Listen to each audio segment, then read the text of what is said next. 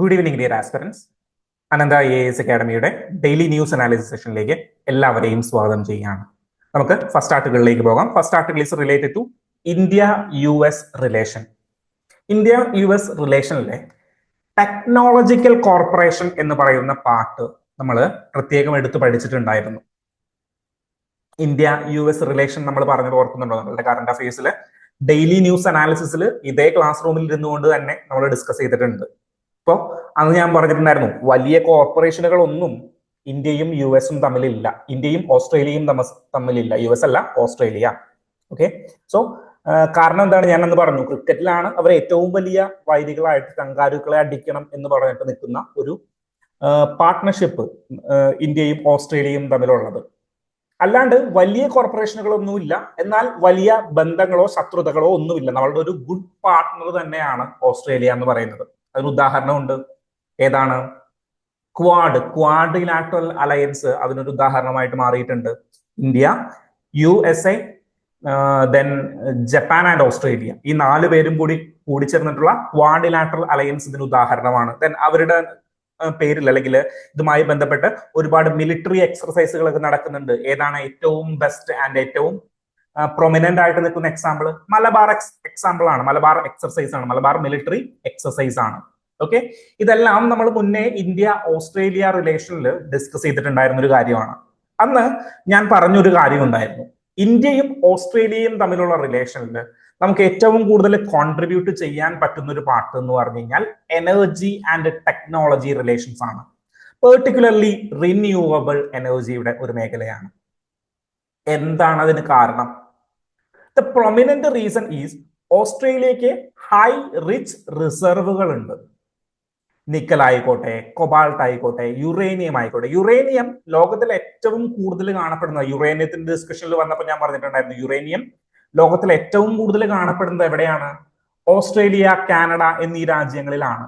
ഇന്ത്യയിലാണെങ്കിൽ 0.2% മാത്രമേ എന്തുള്ളൂ? യുറേനിയം ഉള്ളൂ. സോ ഈ ഒരു അവസരത്തിൽ നമ്മളുടെ ക്ലൈമറ്റ് പ്രയോറിറ്റിയും റിന്യൂവബിൾ എനർജിയും എല്ലാം കോർഡിനേറ്റ് ചെയ്തുകൊണ്ട് ഒരു കോർപ്പറേഷൻ ഓസ്ട്രേലിയയും ഇന്ത്യയും തമ്മിൽ നടക്കുന്നുണ്ട്. So new and renewable technological കോർപ്പറേഷനിൽ ഏറ്റവും ഇമ്പോർട്ടന്റ് ആയിട്ട് നമുക്ക് പറയാൻ പറ്റുന്ന ഒരു പേരാണ് ഇന്ത്യയെ സംബന്ധിച്ചിടത്തോളം ഓസ്ട്രേലിയ എന്ന് പറയുന്നത്. ഓക്കെ, സോ ഇന്ത്യക്ക് ഒരു ഡ്രീം ഉണ്ട്. എന്താണ് ഇന്ത്യയുടെ ഡ്രീം? നമ്മളുടെ എക്കോളജിക്കൽ ആസ്പിറേഷനിൽ ഇന്ത്യയുടെ ഡ്രീം എന്തൊക്കെയാണ്? 2070 കൂടിയിട്ട് നെറ്റ് സീറോ കാർബൺ എമിഷനിലേക്ക് എത്തുക, അല്ലെങ്കിൽ കാർബൺ ന്യൂട്രൽ ആയിട്ട് മാറുക.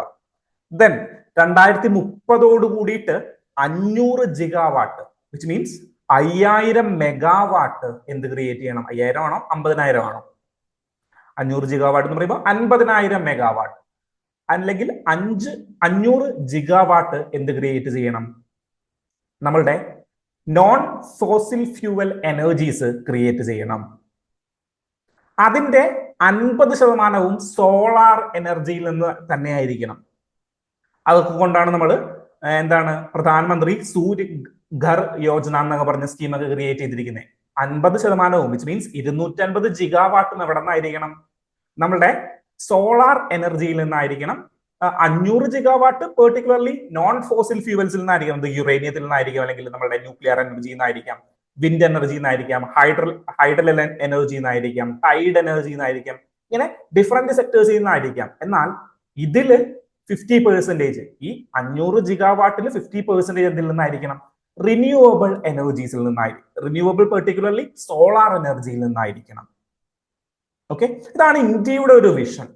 ഈ ഇന്ത്യയുടെ വിഷനുമായിട്ട് അലൈൻ ചെയ്തു പോകുന്ന വിഷൻസ് ഒക്കെ തന്നെയാണ് ആർക്കുമുള്ളത്? ഓസ്ട്രേലിയക്കുമുള്ളത്. അതുകൊണ്ട് നമ്മൾ എന്ത് ക്രിയേറ്റ് ചെയ്തു? മോദി ഗവൺമെന്റിന്റെ കാലത്ത് നമ്മൾ ഇവരുമായിട്ട് ഒരു ക്ലീൻ എനർജി പാർട്ട്ണർഷിപ്പ് നമ്മൾ ക്രിയേറ്റ് ചെയ്തു. Clean energy partnership. ഇതിന് പ്രധാനമായിട്ടും 8 മേഖലകളാണുള്ളത്. ഈ 8 മേഖലകളൊന്നും കാണാപ്പാടൊന്നും പഠിക്കൊന്നും വേണ്ട. ഓക്കെ, പ്രധാനമായിട്ട് എന്താണ്? 8 മേഖലകളാണ് ഈ ഒരു ക്ലീൻ എനർജി പാർട്ട്ണർഷിപ്പിന് ഉള്ളത്. പ്രധാനമായിട്ട് ഇന്നോവേഷൻസ്, കോർപ്പറേഷൻസുകൾ, ടെക്നോളജി ട്രാൻസ്ഫറുകൾ പരസ്പരം നടത്തുക. ഇതെല്ലാമാണ് നമ്മളുടെ ഈ എനർജി കോർപ്പറേഷന്റെ, റിന്യൂവബിൾ എനർജി കോർപ്പറേഷന്റെ ലക്ഷ്യം എന്ന് പറയുന്നത്. ദെൻ എന്താണ് ഇവിടുത്തെ പ്രശ്നം? നമുക്ക് ഓസ്ട്രേലിയയെ യൂട്ടിലൈസ് ചെയ്യാം. നമ്മളൊരു അടുത്ത രാജ്യങ്ങളായതുകൊണ്ട് നമുക്ക് അവരെ യൂട്ടിലൈസ് ചെയ്യാനായിട്ട് പറ്റും. കാരണം എന്താണ്, അവർക്ക് ഒരുപാട് റിസോഴ്സസുകൾ ഉണ്ട്. എന്നാൽ ഈ മേഖലയിൽ ഇപ്പോ നമ്മളുടെ സോളാർ എനർജിയിൽ പ്രൊമിനന്റ് ആയിട്ട് അല്ലെങ്കിൽ ഡൊമിനന്റ് ആയിട്ട് നിൽക്കുന്ന ഒരു പ്ലെയർ ആരാണ്? ചൈനയാണ്. ചൈനയാണ് ഫോട്ടോവോൾട്ടായിക് സെല്ലുകൾ ഏറ്റവും കൂടുതൽ ഉൽപ്പാദിപ്പിക്കുന്ന രാജ്യങ്ങളിൽ പെടുന്ന രാജ്യം. ദെൻ റയർ എർത്ത് എലമെന്റുകൾ ചിപ്പുകളായിട്ട് കൺവേർട്ട് ചെയ്യുന്നത് ആരാണ്? ചൈന തന്നെയാണ്. അതുകൊണ്ടാണ് COVID-19 വന്നു കഴിഞ്ഞപ്പോ ഫോണുകളുടെ പ്രൊഡക്ഷൻ കുറയാനായിട്ട് തുടങ്ങിയത്, ഫോണുകളുടെ പ്രൈസ് കൂടാനായിട്ട് തുടങ്ങിയത്. ഓക്കെ, സോ ചൈനയാണ് മാർക്കറ്റിൽ ഈ റയർ എർത്ത് എലമെന്റുകളിലും അല്ലെങ്കിൽ ന്യൂ ടെക്നോളജികളിലും റിന്യൂവബിൾ എനർജീസിലും പ്രൊമിനന്റ് ആയിട്ട് നിൽക്കുന്ന ഒരു പ്ലെയർ. ചൈനയെ അടിക്കണമെങ്കിൽ നമുക്കൊരു വൺ നേഷൻ പോളിസി അല്ലെങ്കിൽ ഒരു വൺ നേഷൻ ഡിപ്പെൻഡന്റ് പോളിസി നമുക്ക് ഒരിക്കലും നമ്മളുടെ ട്രേഡിലാണെങ്കിലും നമ്മളുടെ ഫോറിൻ റിലേഷനിലാണെങ്കിലും നമുക്ക് പറ്റത്തില്ല. കാരണം അവരത് തരില്ല എന്ന് പറഞ്ഞു കഴിഞ്ഞു കഴിഞ്ഞാൽ നമുക്ക് വേറെ ഓപ്ഷനുകളില്ല. ഓക്കെ, സോ അങ്ങനെ ഒരു അവസരത്തിൽ നമ്മളുടെ ഫോറിൻ പോളിസി ഒന്ന് മൾട്ടി അലൈൻമെന്റ് ആക്കുന്നതിന് വേണ്ടിയിട്ട് നമ്മളുടെ എക്കോളജിക്കൽ കോർപ്പറേഷനിൽ, വിച്ച് മീൻസ് ടെക്നോളജിക്കൽ കോർപ്പറേഷനിൽ ആരെയും ഇൻക്ലൂഡ് ചെയ്യാം? ഓസ്ട്രേലിയയെയും ഇൻക്ലൂഡ് ചെയ്യാം. അപ്പോ എന്ത് സംഭവിക്കും? അപ്പോ നമ്മളുടെ ഈ ഇന്നൊവേഷൻ മേഖല അല്ലെങ്കിൽ നമ്മളുടെ എക്കോളജിക്കൽ ടെക്നോളജിക്കൽ മേഖല എന്ന് പറയുന്നത് എന്തായിട്ട് മാറും? ഒന്ന് ഡൈവേഴ്സ് ആയിട്ട് മാറും.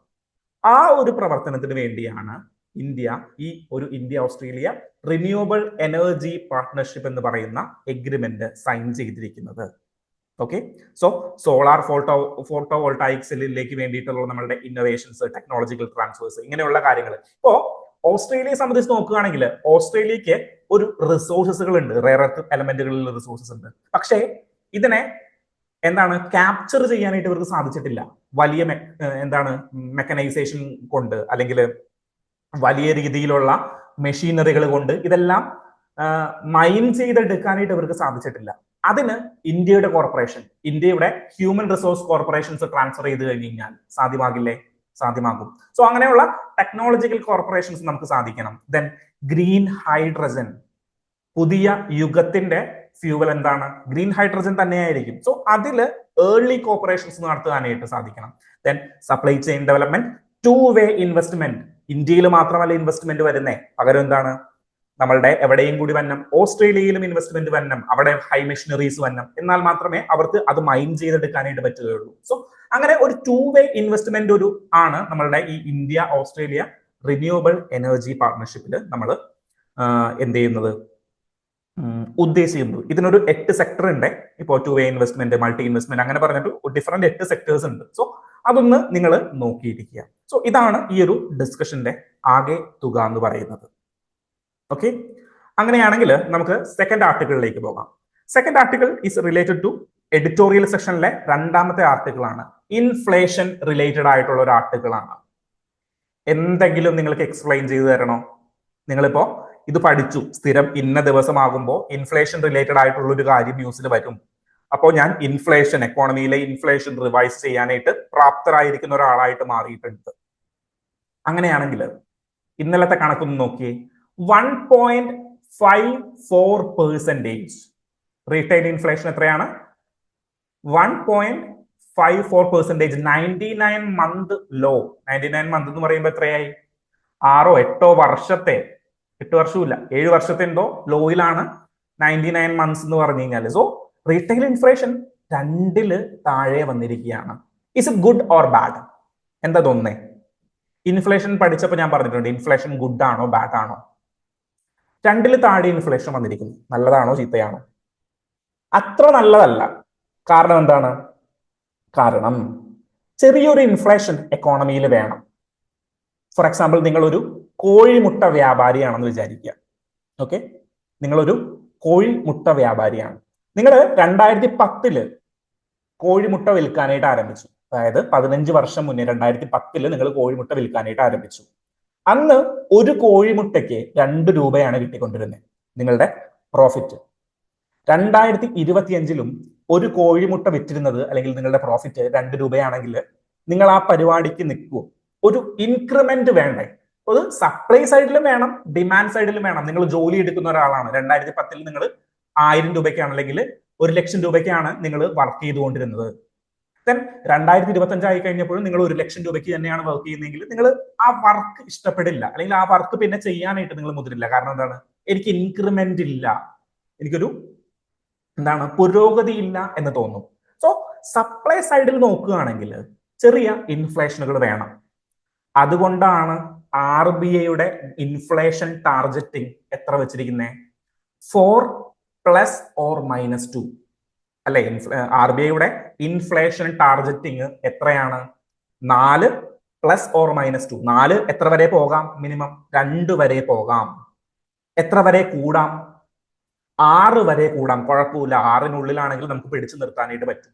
2-ല് ഉള്ളിൽ വരുന്നുണ്ടെങ്കിൽ നമുക്ക് പിടിച്ചു നിർത്താൻ പറ്റും. പക്ഷെ 2-ല് താഴെ ആയി കഴിഞ്ഞാൽ ഇൻഫ്ലേഷൻ ടാർഗറ്റിംഗിൽ ചില പ്രശ്നങ്ങളുണ്ട്. സോ ഇൻട്രസ്റ്റ് റേറ്റുകൾ കൂട്ടാൻ വേണമെങ്കിൽ അപ്പൊ എന്ത് സംഭവിക്കും? കൂടുതൽ ആളുകൾ എന്ത് ചെയ്യും? ഇൻട്രസ്റ്റ് റേറ്റുകൾ കുറയ്ക്കാൻ വേണമെങ്കിൽ, കൂട്ടാം എന്നല്ല, ഇൻട്രസ്റ്റ് റേറ്റുകൾ കുറയ്ക്കാം. അപ്പൊ ആളുകൾ എന്ത് ചെയ്യും? ആളുകളുടെ കയ്യിൽ കൂടുതൽ പണം എത്തും. സോ ഇങ്ങനെയുള്ള കാര്യങ്ങളൊക്കെ ചെയ്യാം. സോ സപ്ലൈ സൈഡിൽ വെച്ച് നോക്കുകയാണെങ്കിൽ എന്ത് ചെയ്യും? സപ്ലൈ സൈഡിൽ വെച്ച് നോക്കുകയാണെങ്കിൽ ഈ 1.54% എന്ന് പറയുന്ന ഇൻഫ്ലേഷൻ അത്ര നല്ല ഇൻഫ്ലേഷൻ അല്ല. ഒരു 2.1 അല്ലെങ്കിൽ 2.4-നെ അടുപ്പിച്ചാണെങ്കിൽ നമുക്ക് നല്ലൊരു ഇൻഫ്ലേഷൻ ആയിട്ട് കണക്കാക്കാം. സോ ആളുകള് കൂടുതൽ പ്രൊഡ്യൂസ് ചെയ്യില്ല ഈ സമയത്ത്. എന്താണ്?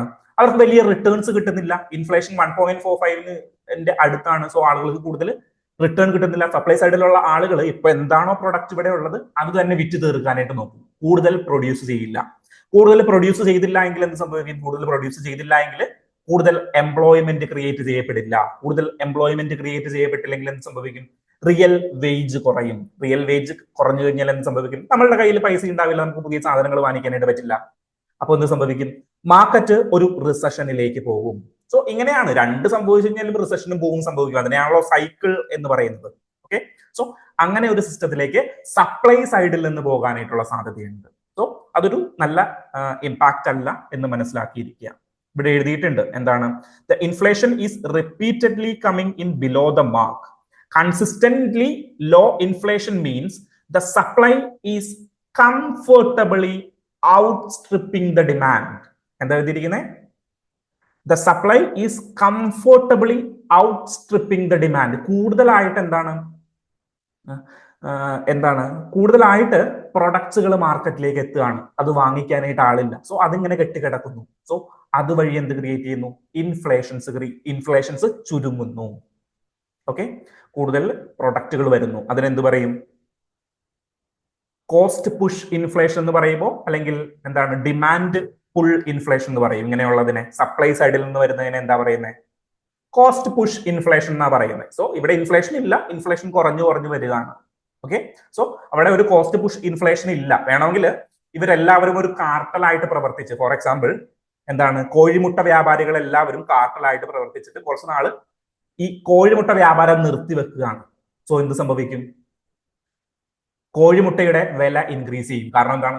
ആളുകൾ കൂടുതൽ ഡിമാൻഡ് ചെയ്യാനായിട്ട് തുടങ്ങും. അവർക്ക് ആവശ്യത്തിന് ആളുകളില്ല. സോ അതിനെയാണ് കരിഞ്ചന്ത എന്നൊക്കെ വിളിക്കുന്നത്, ബ്ലാക്ക് മാർക്കറ്റ് എന്നൊക്കെ വിളിക്കുന്നത്. സോ ഇങ്ങനെ ഇൻഫ്ലേഷൻസ് കുറഞ്ഞു വരുമ്പോൾ, അതായത് സപ്ലയേഴ്സിന് പൈസ കിട്ടാതെ വരുമ്പോൾ ഇവർ എന്ത് ചെയ്യും? കരിഞ്ചന്തയില് പൂഴ്ത്തി വെക്കലും അങ്ങനെയുള്ള പരിപാടികളൊക്കെ നടത്തും. സോ അതെല്ലാം അതിനെ ഒരു ക്രിട്ടിക്കൽ ആയിട്ടാണ് ഇന്നത്തെ ആർട്ടിക്കിള്, ഇന്നത്തെ എഡിറ്റോറിയല് വിശകലനം ചെയ്തിരിക്കുന്നത്.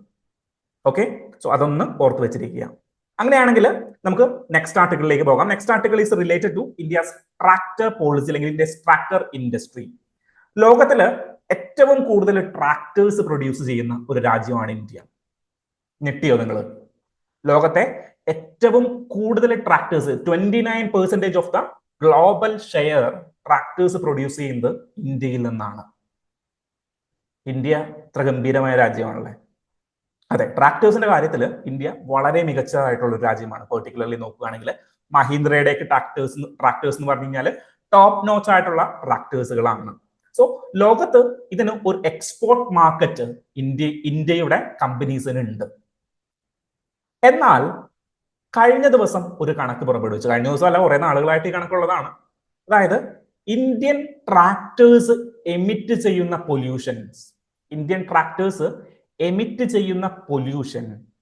ഇന്ത്യയിൽ ഓടുന്ന വണ്ടികൾ എമിറ്റ് ചെയ്യുന്നതിനേക്കാൾ കൂടുതലാണ്. എന്താണ്? ഇന്ത്യൻ ട്രാക്ടേഴ്സ് എമിറ്റ് ചെയ്യുന്ന പൊല്യൂഷൻ ഇന്ത്യയിൽ ഓടുന്ന വണ്ടികൾ എമിറ്റ് ചെയ്യുന്നതിനേക്കാൾ കൂടുതലാണ്.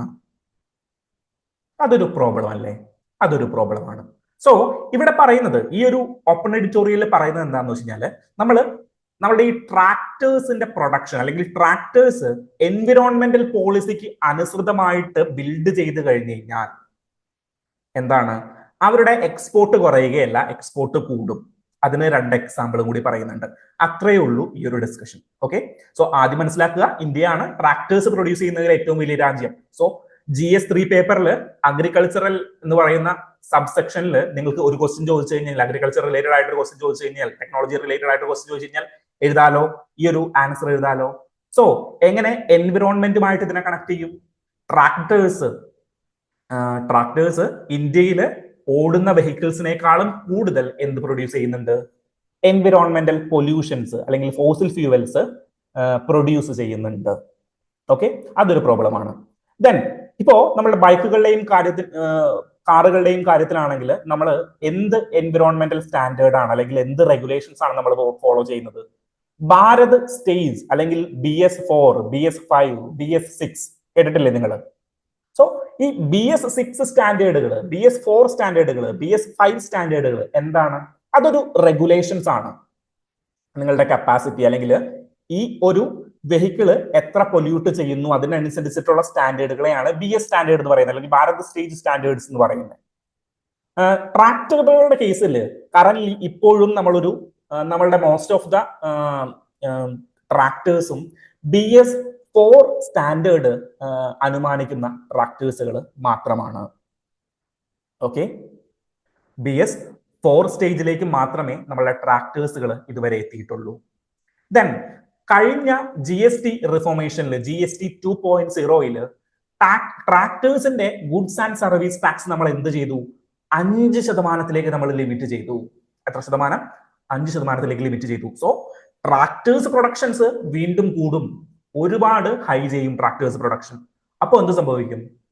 അപ്പോ കൂടുതൽ ആളുകൾ ഡിമാൻഡ് ചെയ്യും, കൂടുതൽ എക്സ്പോർട്ട് ചെയ്യും.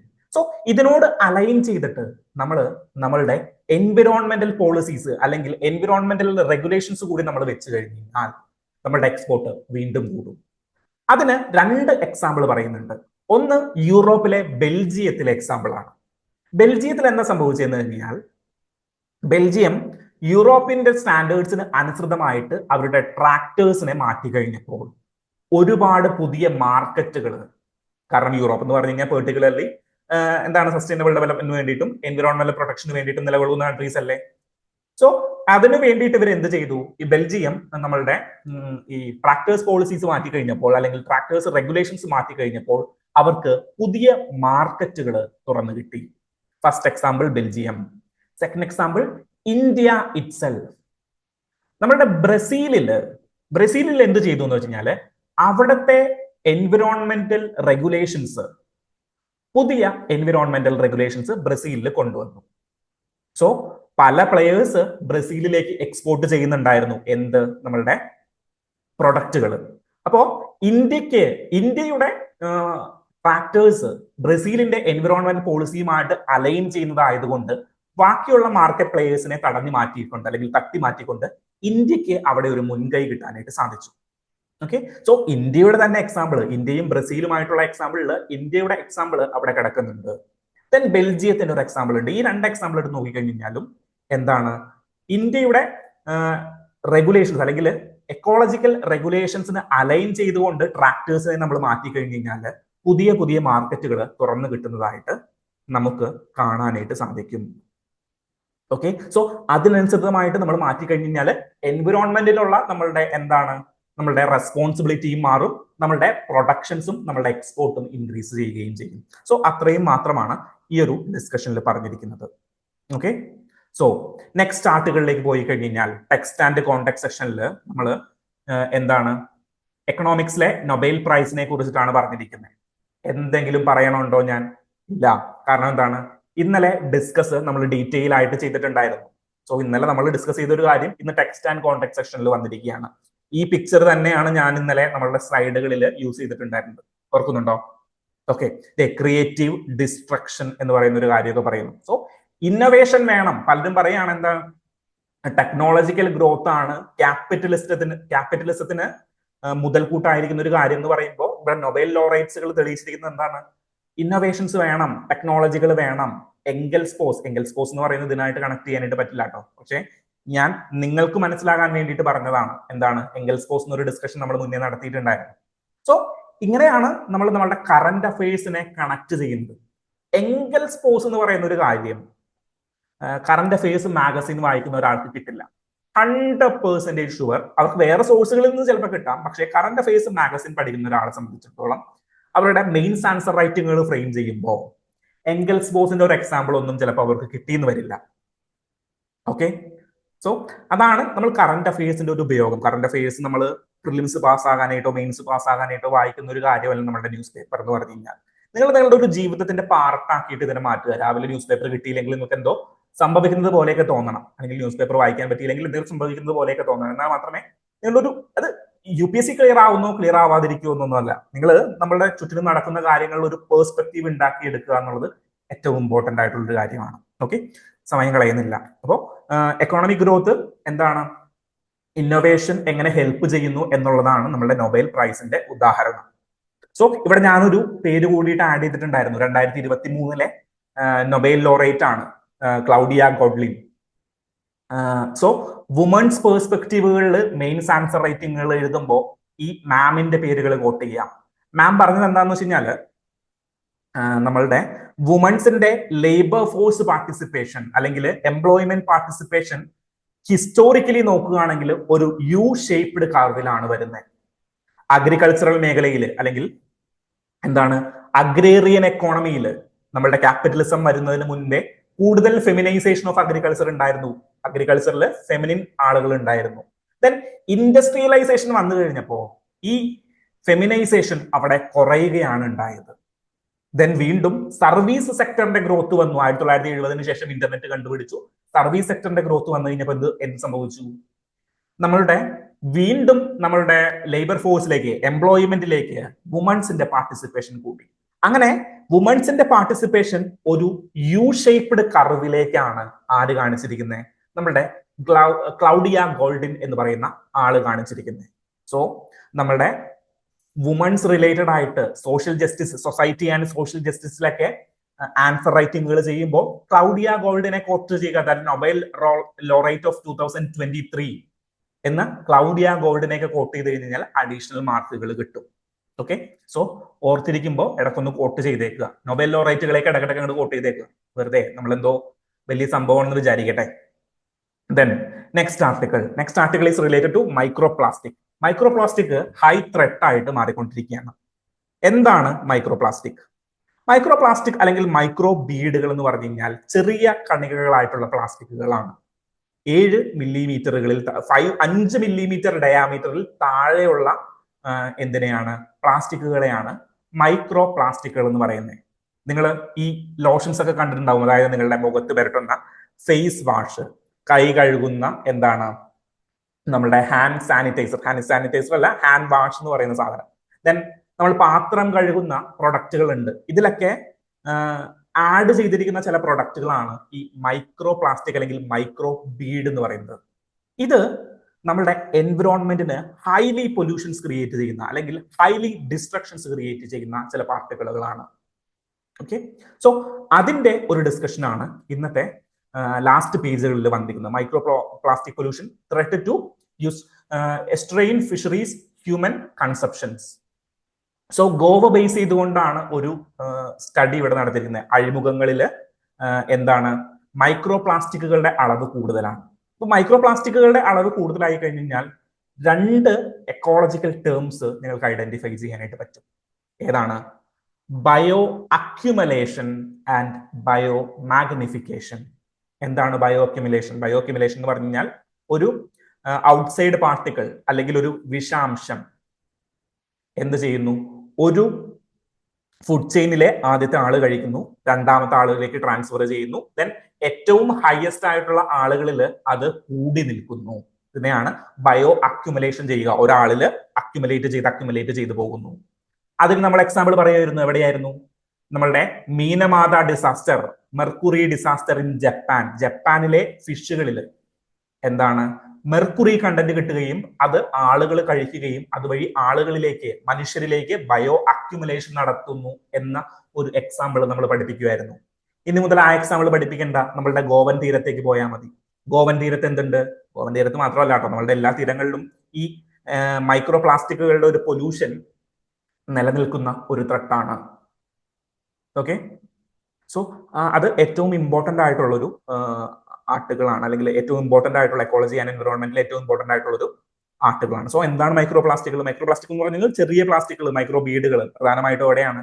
ഈ വാട്ടറിനെ സംബന്ധിച്ചിടത്തോളം 2 പ്രൈമറി സോഴ്സുകൾ ഉണ്ട്. ഒന്നെന്ന് പറയുന്നത് ഓഷ്യൻ നോക്കുകയാണെങ്കിൽ ഓഷ്യനിൽ ഉപയോഗിക്കുന്ന വലകൾ ഉണ്ടല്ലോ, ഇത് ചെറിയ ചെറിയ നാരുകളായിട്ട് പൊട്ടി പൊട്ടി പോകും. ദെൻ മീനുകൾ ഇതെടുത്ത് ഭക്ഷിക്കും, അവരുടെ ഉള്ളിലേക്ക് ചെല്ലും. ദെൻ ഹ്യൂമൻ റിലേറ്റഡ് ആയിട്ട് വരുന്ന കാര്യങ്ങളുണ്ട്. അതായത് നമ്മളുടെ hand sanitiser, hand wash, then face വാഷുകളിലൊക്കെ എന്താണ് കുറച്ചും കൂടി റിഫ്ലക്ഷൻ കിട്ടാനായിട്ടും പൊലിമ കിട്ടാൻ വേണ്ടിയിട്ടൊക്കെ നമ്മൾ ആഡ് ചെയ്യുന്ന മൈക്രോ ബീഡ്സുകളൊക്കെ പ്രോബ്ലം ആണ്. സോ UPSC പഠിച്ച ഒരാൾ, എക്കോളജി ആൻഡ് എൻവിറോൺമെന്റ് പഠിച്ച ഒരാൾ എന്താണ് ഫേസ് വാഷ് വാങ്ങിക്കുമ്പോൾ അല്ലെങ്കിൽ എന്താണ് സൺസ്ക്രീൻ വാങ്ങിക്കുമ്പോൾ മൈക്രോ ബീഡുകൾ ഇല്ലാത്ത എന്ത് വാങ്ങിക്കുക? ഫേസ് വാഷും സൺസ്ക്രീനൊക്കെ വാങ്ങിക്കാനായിട്ട് ശ്രദ്ധിക്കുക. ഓക്കെ, സോ നമ്മളുടെ ടെലഗ്രാം ചാനൽ ഉണ്ട്. അതിൽ നമ്മൾ എന്താ ചെയ്തുകൊണ്ടിരിക്കുന്നത്? ടെലഗ്രാം ചാനൽ നിങ്ങൾ എല്ലാവരും എന്താണ് ജോയിൻ ചെയ്തിട്ടുണ്ടെന്ന് വിചാരിക്കുകയാണ്. ഇല്ലെങ്കിൽ ആ ചാനലിലേക്ക് ജോയിൻ ചെയ്യുക. അതിൽ നമ്മൾ പെർട്ടിക്കുലർലി അനന്ത ക്രോണിക്കിൾ എന്ന് പറഞ്ഞിട്ട് നമ്മളൊരു പ്രിലിംസിനും മെയിൻ സ്പെസിഫിക്കിനും വേണ്ടിയിട്ടുള്ള ഡെയിലി ന്യൂസ് കണ്ടന്റുകൾ ആഡ് ചെയ്ത് പോകുന്നുണ്ട്. പല UPSC ആസ്പിരൻസും ഇന്റർവ്യൂവിന് വരെ ഗൈഡ് ചെയ്യുന്ന ആളുകളും ഇന്റർവ്യൂവിന് വരെ പ്രിപ്പയർ ചെയ്യുന്ന ആളുകളും യൂട്ടിലൈസ് ചെയ്യുന്ന ഒരു മേജർ PDF ആണ് ഈ അനന്ത ക്രോണിക്കിൾ എന്ന് പറയുന്നത്. ഓക്കെ, സോ അത് നിങ്ങൾ യൂട്ടിലൈസ് ചെയ്യുക. നിങ്ങൾ അറിഞ്ഞിട്ടില്ല എങ്കിൽ, അല്ലെങ്കിൽ നിങ്ങൾ ഇനിയും സബ്സ്ക്രൈബ് ചെയ്യാനായിട്ടുണ്ടെങ്കിൽ, ജോയിൻ ചെയ്യാനായിട്ടുണ്ടെങ്കിൽ നമ്മളുടെ ടെലഗ്രാം ചാനലിലേക്ക് നിങ്ങൾ ഒന്നുകൂടി ജോയിൻ ചെയ്യുക.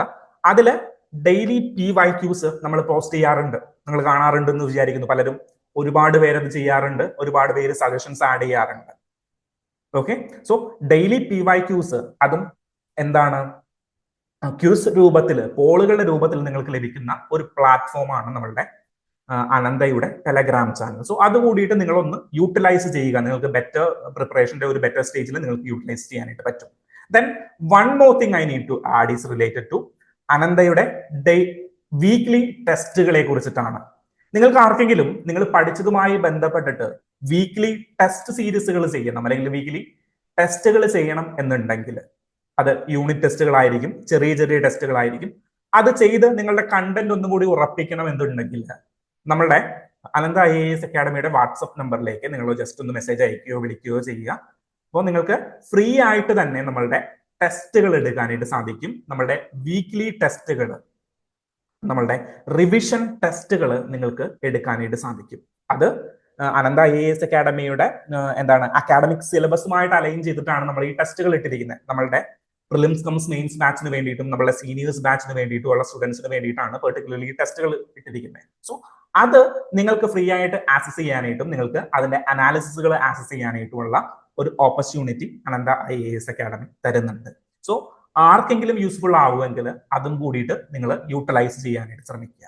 ഓക്കെ, സോ ഇതെന്താണ് അവസാനം പറഞ്ഞതെന്ന് ചോദിച്ചു കഴിഞ്ഞാൽ, അവസാനം വരെ നിൽക്കുന്നവരാണ് എന്ത് സീരിയസ് ആയിട്ടുള്ള കാൻഡിഡേറ്റ്. നമ്മൾ ഇത് നോക്കിക്കഴിഞ്ഞ് കഴിഞ്ഞാൽ നമ്മളുടെ യൂട്യൂബിന്റെ ചാർട്ട് നോക്കിക്കഴിഞ്ഞാൽ മനസ്സിലാവും. ആദ്യത്തെ 5 മിനിറ്റ് ഒരുപാട് പേര് കാണും, ദെൻ സ്കിപ്പ് ചെയ്ത് അവസാനത്തേക്ക് അധികം പേരൊന്നും നിൽക്കാറില്ല. അതുകൊണ്ടാണ് നമുക്ക് ഈ എന്താണ് ക്രീമി ലെയറിനെ മാത്രം നമുക്ക് മതി. അതുകൊണ്ട് മാത്രമാണ് നമ്മൾ അവസാനത്തിലേക്ക് ഇതുപോലെയുള്ള കാര്യങ്ങൾ പറഞ്ഞത്. ആദ്യം പറഞ്ഞു കഴിഞ്ഞാൽ ഒരുപാട് പേര് വരും, അവരെ നമുക്ക് വേണ്ട. അതുകൊണ്ടാണ് നമ്മൾ അവസാനത്തിലേക്ക് ഈ ഒരു പോയിന്റ് ആഡ് ചെയ്തത്. ഓക്കെ, സോ ആർക്കെങ്കിലും യൂട്ടിലൈസ് ചെയ്യാൻ പറ്റും അല്ലെങ്കിൽ യൂസ്ഫുൾ ആകുമെന്ന് തോന്നുകയാണെങ്കിൽ ജസ്റ്റ് ഒന്ന് മെസ്സേജ് അയക്കുക, ഡയറക്ട്ലി കോൺടാക്ട് ചെയ്യുക. ഓക്കെ, എന്ത് സംശയങ്ങളുണ്ടെങ്കിലും നിങ്ങൾ നമ്മളുടെ വാട്സ്ആപ്പ് നമ്പറിലോ അല്ലെങ്കിൽ നമ്മളുടെ റീച്ച് ഔട്ട് ചെയ്യാൻ പറ്റുന്ന മെയിൽ ID റീച്ച് ഔട്ട് ചെയ്യാനായിട്ട് ശ്രമിക്കുക. Okay, thank you.